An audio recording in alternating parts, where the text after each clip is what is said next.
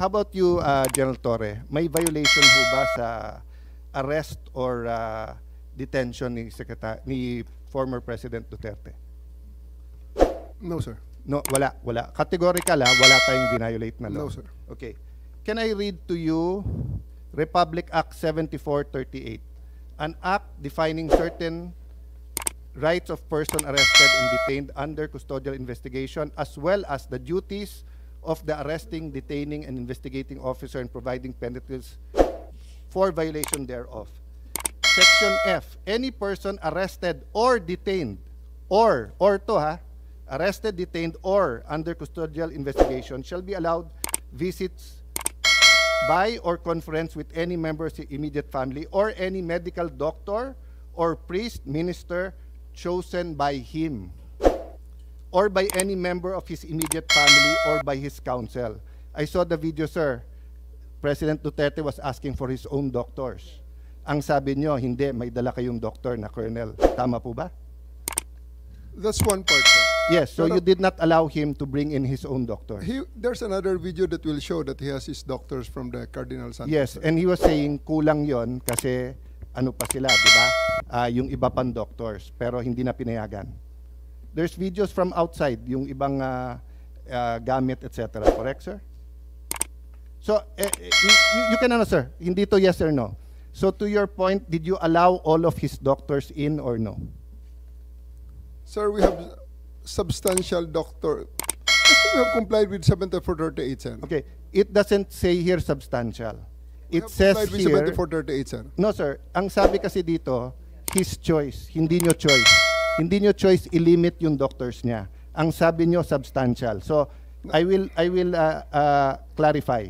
Were there doctors that he requested you did not allow in? Yes I was or not no? aware of that, sir. Okay. You're not aware kung meron pinapasok o wala. Kung meron siyang ibang Okay. additional doctors, But sir. I saw the video wherein you're saying 2-star, ako na nagdedesisyon, I will not allow VP Sara in. Tama? Yes, sir. Okay. Hindi ba siya anak? Ang nakalagay dito, the person's immediate family shall include his or her spouse, fiancé, parent or child, brother, sister, grandparent, grandchild, uncle, aunt, nephew, niece, etc. Ang penalty nito ay 4 na taon ata na kulong. Penalty clause. Any arresting public officer, employee, or any investigator who fails to inform any person arrested, detained, or under custodial investigation of his right to remain silent and to have competent penalty of not less than 8 years. So, ito, sa letter B, any person who obstructs or prevents any of his lawyers, any member of his family, or person arrested, detained, ayan, medical doctor or priest of his choice 4 years. So, sir, you prevented VP Sara from entering.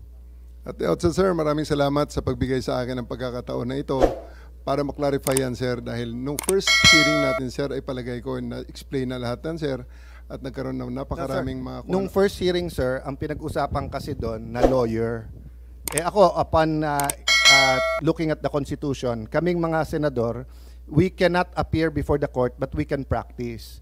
Pero ang presidente, vice president, cannot practice.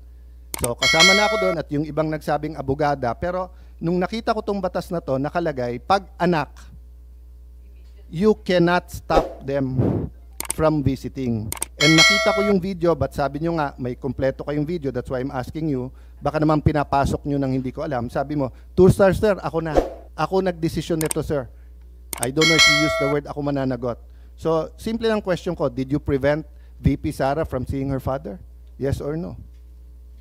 Can I expound on this, sir, before I answer the yes, Yes, or no, go ahead. sir? Thank you, sir.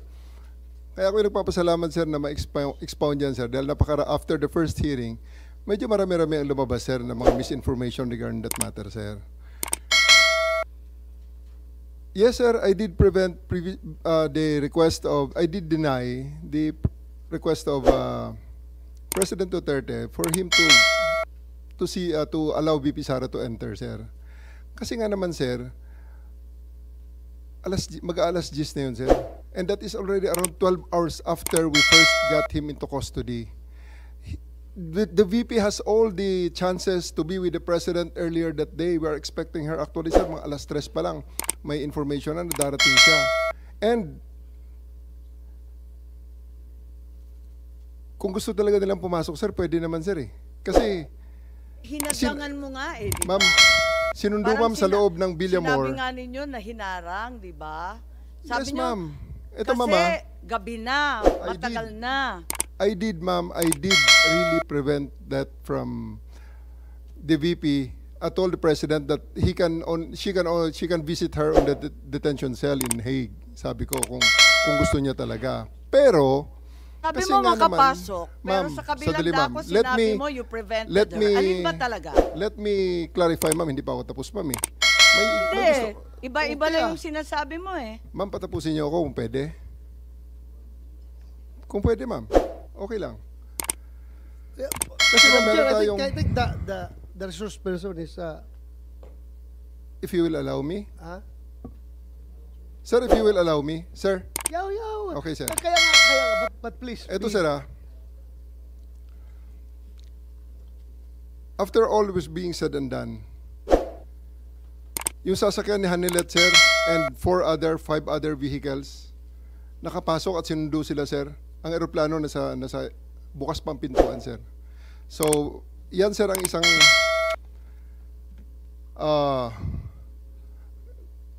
tumayong balahibo ko nun, sir, noong panahon na nakita ko, naku, andyan yata si VP Sara, andyan si Bongo nakapasok na. Kasi sinusundo na, sir, si Hanilet at saka si Kitty, sir, ng kanilang mga sasakyan, together with the other entourage. Bakit na nila sumabay dun, sir, sa tarmac? Bukas pa naman, sir, ang pintuan. Alam mo, Madam Chair, Sir, Nick, Sir. you That's a new ibig mong information, sabihin sir. Ah. kung pwede pumasok yung si Ma'am Hanilit at saka si Kitty, gusto mo ring sabay-sabay na sila. Sir, ganito. Hindi ko dinideny na pinrevent ko si VP Sara na pumasok based on the request of the president, the former president. Okay. The reason for that, You prevented VP Sara from entering. yes, ma'am. Okay. Because the reason for that is that 12 hours na ang nakalipas at tapos na ang lahat ng mga delaying tactics. Nick, I cannot allow that. Madam Otherwise, Chair, Nick, magiging magulo pa ang situation, Nag-expire sir. pala yung karapatan ng akusado. may expiration date pala yung karapatan ng anak na bumisita sa kanyang tatay. Sir, we do believe, ako, sir, personally, that's my call at that time because I'm operating on the premise na So ang it's your aking call. mission. So it's your call to Yes, violate sir. the law. Yes, It's your call to violate the law. Dahil nakalagay sa batas, binasa ni Senator Alan Cayetano na bawal na pigilan yung anak na bumibisita. So it's your call to violate the law. hindi sa ganong context, sir. Oo. Anong konteksto? Anong Kasi konteksto sabi mo? mo lang, talagang hinadlangan mo yung pagpasok eh. Mr. President, I won't belabor the point kasi sinagot nyo naman, sir, yung tanong ko. Kasi nga, going back to Ambassador Lacanilao, that's a violation of the law. If you look at the law, it says arrested, detained, and custodial investigation. Kung arrested lang to, baka may lusot, 12 hours, 6 hours, matagal na. Pero ang nakalagay sa law kasi, you cannot deny pag arrested, detained, and custodial investigation. No if, no buts tong batas na to because nga, in the past, lalo pagka wala pa namang internet masyado nito eh. 1992, no? Wala pa masyado yung mga bago pa lang yung mga cellphone na ba nito or ano? But ang point, sir, there's no exceptions here. So that's a matter of defense kay General Torre. But just to pursue this, yung doctors ho ba ni President Duterte certified him fit to travel? Di ba sabi niyo, sir, eventually pinapasok niyo rin doktor niya. So nung una, sa video nakita ko, ay hindi pa kasi niyo nasasubmit yung buong video, kaya hindi pa namin nare-review, no? That's why I'm giving you the benefit of the doubt. Kasi I'm not an eyewitness, I didn't see and even if I'm not an eyewitness, I didn't view the video, no? So dun sa nakita ko kasi, you were denying, the President was saying, you have to make sure I'm fit to travel, and then sabi niya, doktor ko, ang sabi niyo, may doktor na dito, it was a police or military colonel. So eventually you let in some of his doctors, correct, sir? Yeah. Did they certify that he was fit to travel? I believe, sir, on that argument, we can already No, take- it's not an argument. I was just Sir, asking. okay, sir. Did Sir- they certify that he was fit to travel or hindi sila tinanong were they fit to travel? It's not part of the procedure for his private doctors for that to do that, sir. It will be the government doctors who will be No, taking that's not that, sir. true, sir. Ang nakalagay ho dito sa batas, it can be his doctor. Magiging inutil yung batas if you invite your doctors and then they cannot certify. So, ang mangyayari nun, if they certify hindi pwede, sinertify ng gover doctor pwede, korte ang magsasabi at kakasuhan yung doktor na nagkakamali. Hindi mo pwede basta't i-replace ng government doctor yung, so like now, no? If anyone here biglang nag-faint at sinabing hindi na siya pwedeng mag-appear dito, we have a Senate doctor.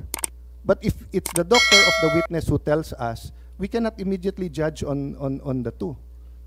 Kasi even dito po sa surrender, may mga tanong about being fit to travel eh. Na ang nakalagay nga and even yung baka mapahamak yung kapitan. Kasi kung titignan niyo po yung yung Yes. pinirmahan ng kapitan, sa pinirmahan niya po may nakalagay doon Saan yun?